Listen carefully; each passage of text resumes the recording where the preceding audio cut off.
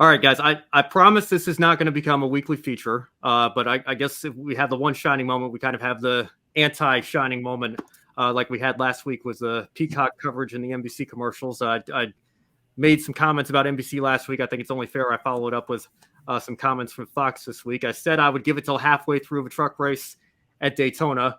And then I said on Twitter last night I didn't even make it through 15 laps of the Clash before I was tired of the broadcast and the camera angles and some of the other strange things here.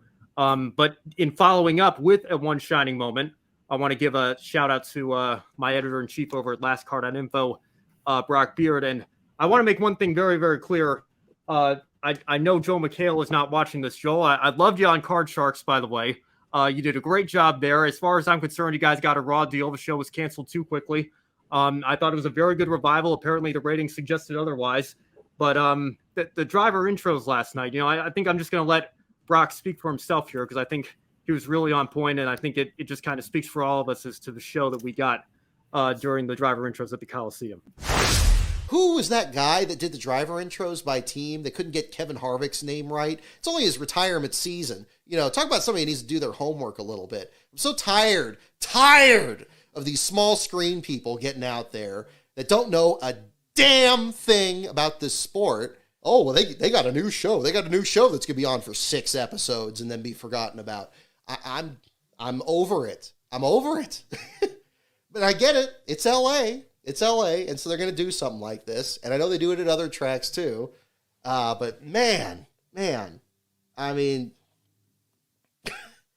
it was absurd. It was absurd. Oh, we love Brock. Brock Beard is a national treasure. Oh. By the way, Ben, congrats on being a full-time staff member at lastcar.info, bud. You are now going from a contributor to a staff member. So, yeah, congrats, bud.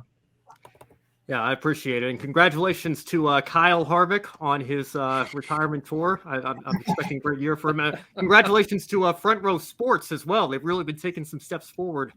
Michael McDowell and Todd Gilliland have. But yeah, no, that was certainly probably the most interesting part of the evening there. I got to say, I liked the concerts. I don't listen to a lot of Wiz Khalifa's music, in my regular spare time, but I thought he did a solid job with that performance. And again, like Brock said, I get what they're trying to do, but yeah, I mean, Joel McHale, it's Kevin Harvick's retirement year, man. You can't, but let's go into the actual shining moment here. And I got to give a call to RCR. I'm not going to give a call to the actual podium ceremony because if you watch Formula One racing, you watch the Olympics, you notice that the guy who took the silver medal and the guy who took the bronze medal are on the wrong sides here. So that was another thing that they got slightly wrong there. But if you want to talk about RCR, it was a great evening for both of them. And like I said, Jonathan, I know you and I were talking about this earlier in the show. It's only the Clash, you can only take so much stock in it, but it's a good morale boost. And I think, Kyle coming to RCR by itself, alone, that's going to be a huge boost for that team. And to have the positive momentum from a second and third place finish, it's going to be pretty good for RCR heading into Daytona, I think.